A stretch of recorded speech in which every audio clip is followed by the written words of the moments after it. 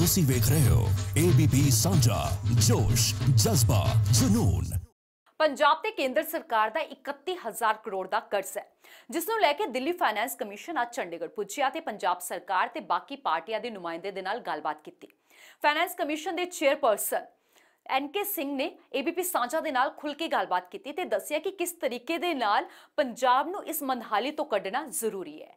ਇੰਨਾ ਹੀ ਨਹੀਂ, ਉਹਨਾਂ ਨੇ ਇਸ ਨੂੰ ਲੈ ਕੇ ਇੱਕ ਕਮੇਟੀ ਦਾ ਗਠਨ ਵੀ ਕੀਤਾ ਹੈ। NK ਸਿੰਘ ਦੇ ਨਾਲ ਖਾਸ ਗੱਲਬਾਤ ਕੀਤੀ ਹੈ ABP ਸਾਂਝਾ ਦੇ ਸੀਨੀਅਰ ਕੋਰੈਸਪੋਂਡੈਂਟ ਅਮਨਦੀਪ दीक्षित ने।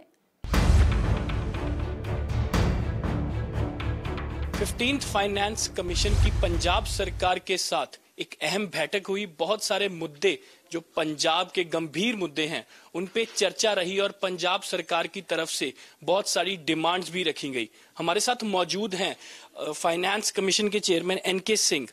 सर, सबसे पहला सवाल, आपका एक्सपीरियंस कैसे रहा पंजाब सरकार के साथ मीटिंग का, क्योंकि ये बात सामने आई है कि सारे पॉलिटिशियंस एक साथ एक ही प्लेटफॉर्म पे आपके साथ मीटिंग की उन्होंने। मेरा अनुभव 2 दिनों का बहुत सकारात्मक रहा है और कल जब मैं आया तो आते ही सर्वप्रथम मेरी बैठक हुई पंचायत के साथ, पंचायत के प्रतिनिधियों के साथ, और उनकी क्या समस्या है उसके ऊपर खुलकर बातचीत हुई।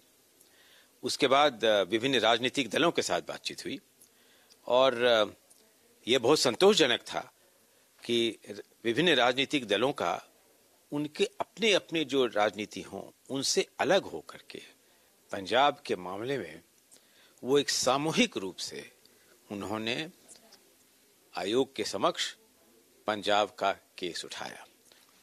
सर, पंजाब की अगर बात करें तो पंजाब ये बड़ा मुद्दा ये रहा है कि 31000 करोड़ का जो फूड का मुद्दा चल रहा है, क्या उस पे भी चर्चा हुई और क्या क्या जो ये जो 31000 करोड़ का मामला है ये तो घर घर चर्चा हो रही है।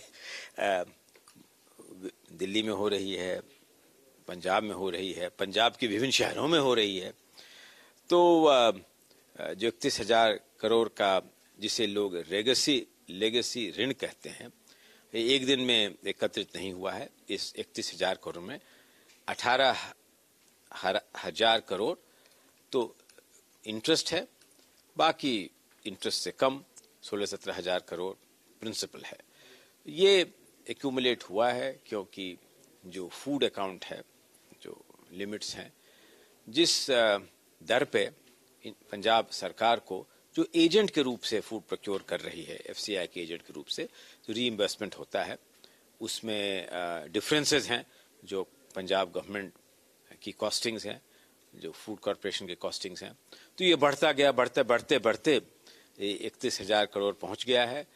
तो किसी न किसी रूप से इसकी समीक्षा करना हमारा कर्तव्य है। तो इस रूप से हमने इस प्रश्न के ऊपर हम लोगों ने विचार करके आज एक समिति की घोषणा हम लोगों ने की है। इस समिति का गठन हमारे आयोग के सहयोगी सदस्य डॉक्टर रमेश चांद जी, जो जाने माने कृषि क्षेत्र के विशेषज्ञ हैं, वो करेंगे। पंजाब सरकार के एक प्रतिनिधि होंगे। हम लोग चाहेंगे कि भारत सरकार के वित्त मंत्रालय के एक प्रतिनिधि हों, FCI के हों, और इस समिति से हम लोगों ने रिक्वेस्ट किया है कि 6 सप्ताह 8 सप्ताह में अपनी अनुशंसा दे दें, ताकि आयोग की जो फाइनल रिकमेंडेशंस हैं उसके कहीं पूर्व इसके ऊपर सही रूप से विचार हो सके, इस समिति की जो रिपोर्ट है वो भी प्राप्त हो सके। सर, आखिरी सवाल सर, लोन वेवर चल रहा है, फार्म लोन वेवर जो कांग्रेस की सभी स्टेट्स में इम्प्लीमेंट हुआ, ये पंजाब से शुरू हुआ, आप कैसे देखते हैं इसको? क्या ये वाकई में ही सारे देश में इम्प्लीमेंट होना चाहिए जिस तरीके से? ऐसा है कि